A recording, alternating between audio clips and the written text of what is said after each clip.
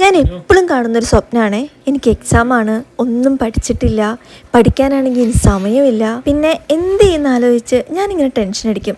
പെട്ടെന്ന് എനിക്കൊരു പാതി ബോധത്തിലൊരു ഓർമ്മ വരും, ആ കാലമൊക്കെ കഴിഞ്ഞല്ലോ, എനിക്കിപ്പോൾ ജോലിയൊക്കെ ആണല്ലോ, പഠിക്കേ അല്ലല്ലോ എന്നൊക്കെ. ഈ സ്വപ്നങ്ങൾക്കൊക്കെ ഒരു അർത്ഥം ഉണ്ടെന്നല്ലേ പറയുന്നത്?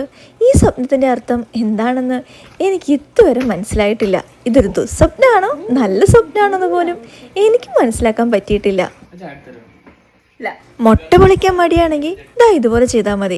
ഇത് പൊളിക്കാനുള്ള ക്ഷമയൊന്നും എനിക്ക് രാവിലെ ഉണ്ടാവാറില്ല. നേരത്തെ ഇച്ച വീട്ടിലിരുന്ന് വർക്ക് ചെയ്യുന്ന ദിവസം എനിക്ക് ജോലിക്ക് പോകാൻ നല്ല മടിയുണ്ടായിരുന്നു.